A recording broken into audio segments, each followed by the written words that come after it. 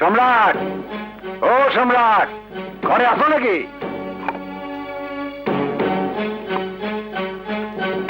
নাউজুবিল্লাহ, আস্তাগফিরুল্লাহ, লা হাওলা ওয়ালা কুওয়াতা ইল্লা বিল্লাহিল আলিয়্যিল আযীম।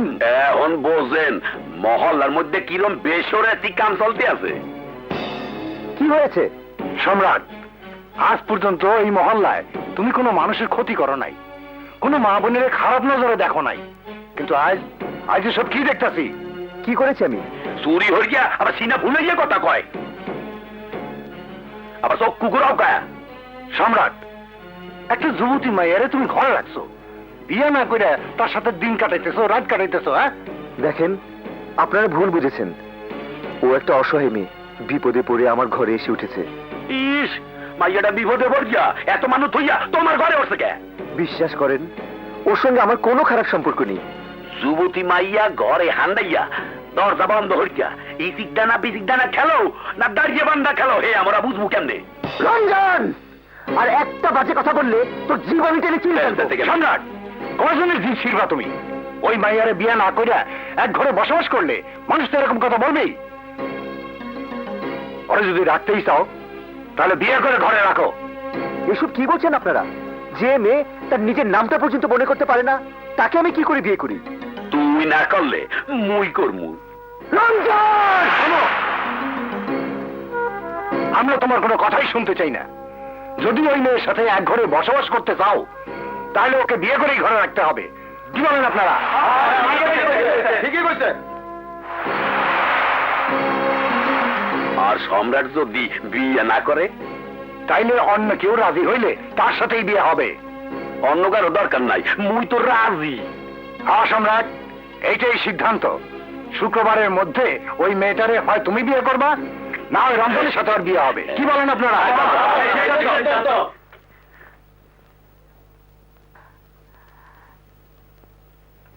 কি রে, কি ঠিক করলি? আমি আর কি ঠিক করব? যা ঠিক করার মহল্লার মুরব্বীরাই ঠিক করে গেছে। আগামী শুক্রবার রমজানের সাথে ওর বিয়ে। না, আমি রমজানকে বিয়ে করব না, কিছুতেই না। চুপ! এই মেয়ে, একদম চুপ! শুনুনি মহল্লার মুরব্বী এসে কি বলে গেল?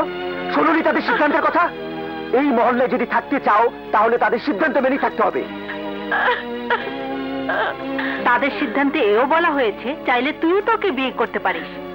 না খালা, মিষ্টিকে বিয়ে করা আমার পক্ষে সম্ভব না।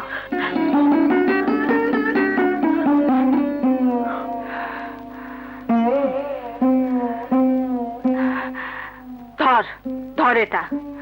এমন একটা অসহায় মেয়েকে রমজানের মতো বদমাইশের হাতে তুলে দেওয়ার চাইতে ওকে জবাই করে মেরে ফেলা অনেক ভালো। রমজানের সঙ্গে বিয়ে হওয়ার আগে ওকে ওকে তুই মেরে ফেলিস। ধর।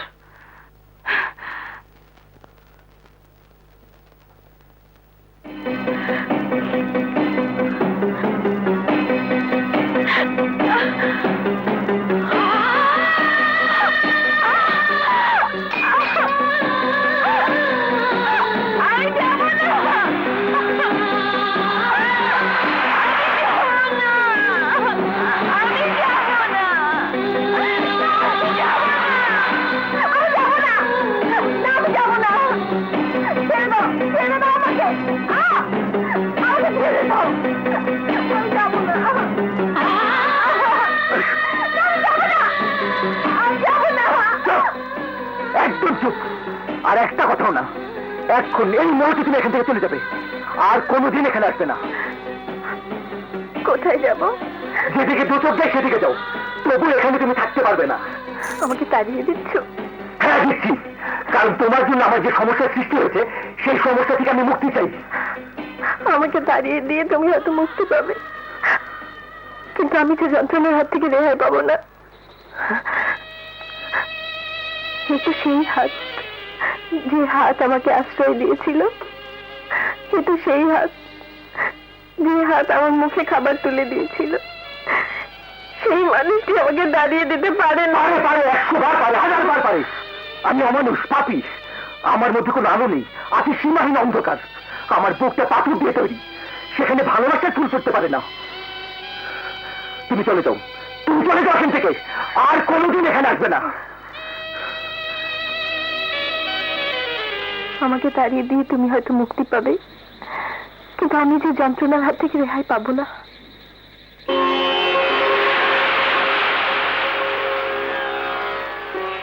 এ তুই কি করলি সম্রাট? এছাড়া আমার আর কোনো উপায় ছিল না। উপায় ছিল। কে তুমি? আমি তোর বিবেক। বিবেক? তুই নিজেই ওকে বিয়ে করতে পারতি। আমি আমি ওকে বিয়ে করবো? তোর একটা মাত্র ভুলে মেয়েটির জীবনে নেমে আসতে পারে চরম দুর্ভোগ। হয়তো সে কোনো নরপশুর হাতে পড়ে বিক্রি হয়ে যাবে কোনো খারাপ জায়গায়। না, ওর কিছু হলে তুই কখনো নিজেকে ক্ষমা করতে পারবি না। ওকে তুই ফিরিয়ে আন সম্রাট, ওকে তুই ফিরিয়ে আন। মিষ্টি, মিষ্টি! হে আল্লাহ! মিষ্টি! মিষ্টি! মিষ্টি তুমি কোথায়? মিষ্টি! হে আল্লাহ! আল্লাহ, আমি ভুল করেছি, ভুল করেছি। সেই ভুলের শাস্তি তুমি আমাকে দাও। আমার ভুলের জন্য মিষ্টি যেন কোনো ক্ষতি না হয়। আল্লাহ, আমাকে আরেকটা সুযোগ দাও সেই ভুলের প্রায়শ্চিত্ত করার। আর একটা সুযোগ দাও আল্লাহ, একটা সুযোগ। সম্রাট,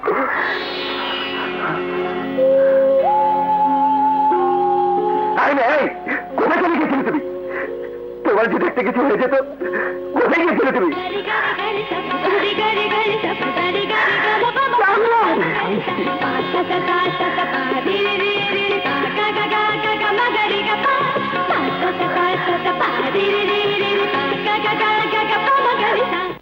হবে হবে, দাম কিন্তু 600 টাকার 1 পয়সা কম হবে না বলে দিচ্ছি। নগদ দিতে হবে। নগদেই দেবো কাকা। তা হ্যাঁ রে সম্রাট, এই পায়েল দিয়ে কি করবি বল দেখিনি। মিষ্টিকে দেবো কাকা। আগামী শুক্রবার রাতে মিষ্টির সাথে আমার বিয়ে। বিয়ে? তাহলে মজুরির 55 টাকা তোকে আর দিতে হবে না, ওটা তোর বিয়ের উপহার দিয়ে দিলাম।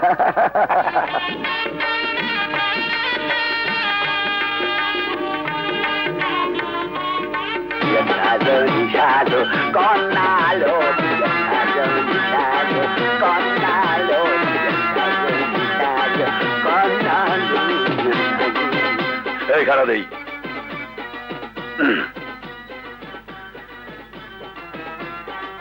কি হইলে কন্যা সাজগোজ হইছে? মুই তো আইয়া বসি। আরে ও মিষ্টি, তুমিও সাত করে যাইস বড়। আরে মুই আইছি তোমার হবু স্বামী। তোকে ফিরে যেতে হবে রমজান। ও কইলি কি? ইমাম সাহেব মুরিদকে সামনে কি কইয়ে গেছে? হ্যাঁ হলো না? ইমাম সাহেব মুরব্বীদের সামনে বলে গেছেন, যদি আমি মিষ্টিকে বিয়ে না করি তাহলে অন্য কারোর সাথে শুক্রবার ওর বিয়ে হবে। আমি মিষ্টিকে বিয়ে করব। অতএব অন্য কারোর সঙ্গে বিয়ের প্রশ্নই ওঠে না। মুই জানতাম তুই এরকম একটা কাম করবি। রেডি হইয়াই আইছি। এই ভাই,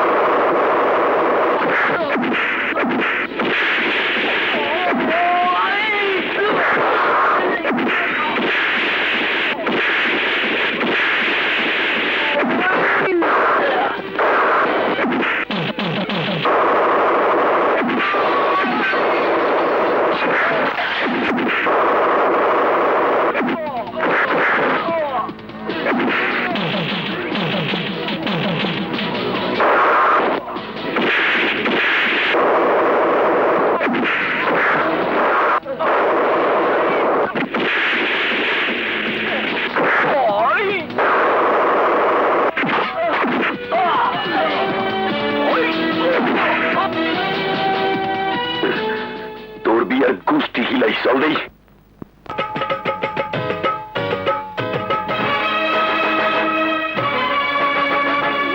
ভুল তো ভুল বল ও কন্যা রূপবতী।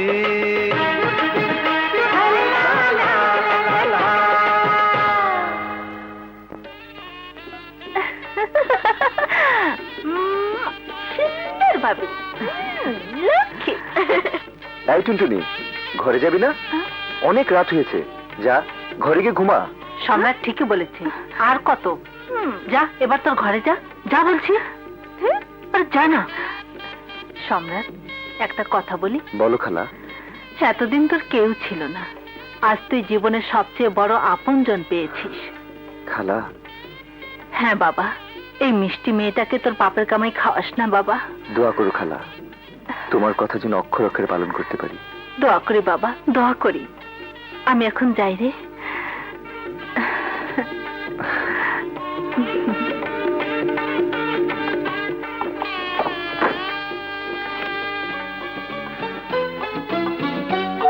তুমি এখানে বসছো কেন?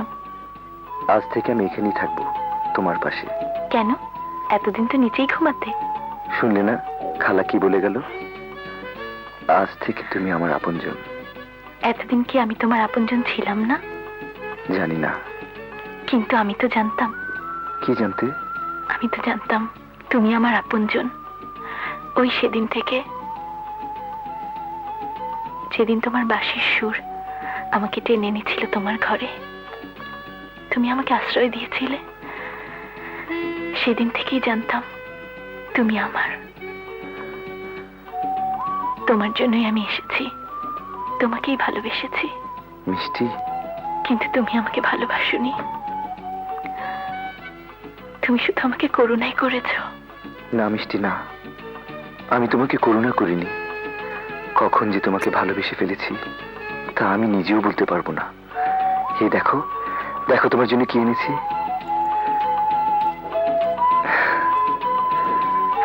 বাহ, খুব সুন্দর। কি পড়বে না? তুমি পরিয়ে দাও। কি করছো? তোমার নাম লিখলাম। গাছের গায়ে আমার নাম লিখতে হবে কেন? আমার নাম তো তোমার হৃদয়ে লেখা আছে। আছে, কিন্তু আমার কি ইচ্ছে করে জানো? আমার ইচ্ছে করে পৃথিবীর সমস্ত কিছুতে শুধু তোমার নাম লিখে রাখি। আমার কি ইচ্ছে করছে জানো? কি? আমার ইচ্ছে করছে তোমার কোলে মাথা রেখে ঘুমোতে। বেশ তো, ঘুমাও। তুমি কি করবে? আমি তোমাকে চেয়ে চেয়ে দেখবো।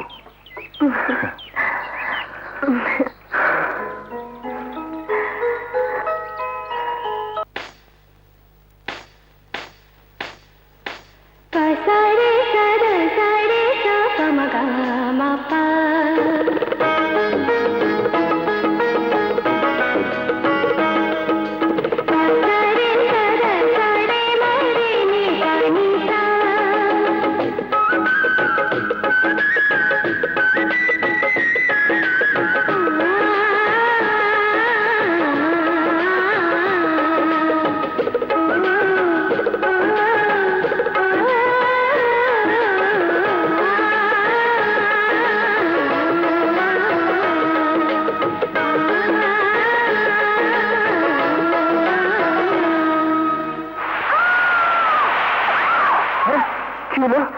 কি হয়েছে? একটা ভয়ঙ্কর স্বপ্ন দেখলাম, মনে হলো আমি যেন তোমার কাছ থেকে হারিয়ে যাচ্ছি। স্বপ্ন তো স্বপ্নই, ওটা নিয়ে ভাববার কোনো দরকার নেই।